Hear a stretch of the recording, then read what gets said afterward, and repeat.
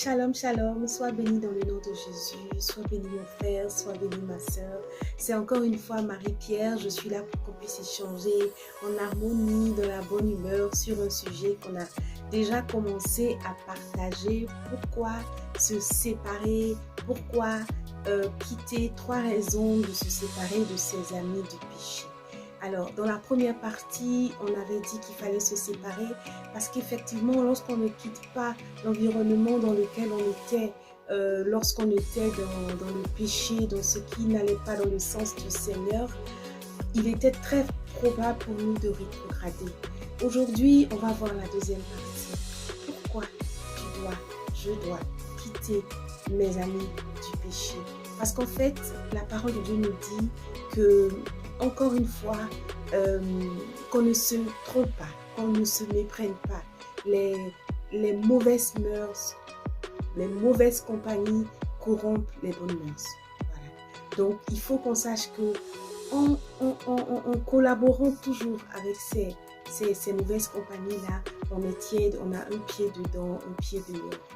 Alors, je fais un petit focus sur ce qui s'est passé lors de la création, lorsque Ève et Adam ont mangé le fruit défendu. Malheureusement, ce jour-là, ils nous ont permis de choisir officiellement entre le bien et le mal. Donc, on n'a aucun alibi devant le Seigneur. On ne peut pas se dire que Dieu sait dans mon cœur ce que je veux, il sait ce que je ressens, il sait qu'en fait, au fond de moi, je ne veux pas faire cette chose. Non, tu ne peux pas être tiède. Je ne peux pas être tiède. Parce que si je suis tiède, on me vomit. Dieu me vomit de ses enfants. Dieu me vomit carrément. Il nous dit qu'il nous a donné la possibilité de choisir entre le bien et le mal. On a mangé le fruit de la connaissance du bien et du mal. Il faudrait qu'on puisse assumer. Assumer d'accepter le Seigneur. Assumer de choisir la voie qui est bonne à présent. Assumer de changer de vie. Assumer de laisser ce qui n'est pas bon derrière, de ne pas repartir à notre vomi. Alors, moi, je voudrais dire que être tiède n'est pas une caractéristique du chrétien. Non, le chrétien ne peut pas être tiède.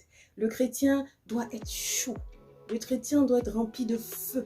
Le chrétien doit être rempli de puissance, de sorte à ce que, devant les situations, ce n'est pas lui qui parle, mais c'est l'Esprit qui est en lui qui parle. Le Seigneur dit que celui qui est en nous est plus fort que celui qui est dans le monde.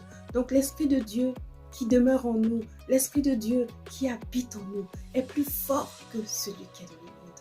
Alors assurément mon frère, si tu n'es pas chaud, si tu n'es pas froid, tu es tiède. De quel côté es-tu?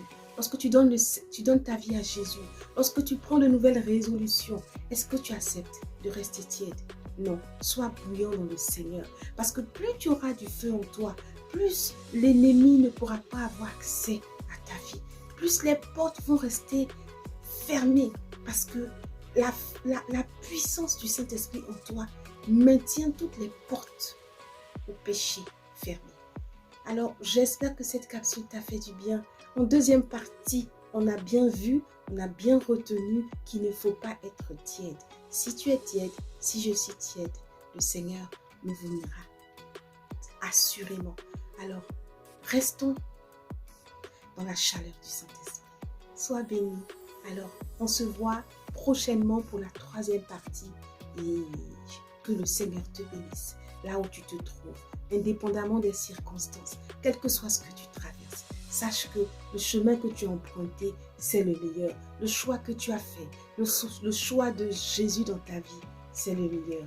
Et je sais que tu es heureuse, que tu es heureux, parce que moi je le suis. Tant que Christ est dans ma barque, sois béni.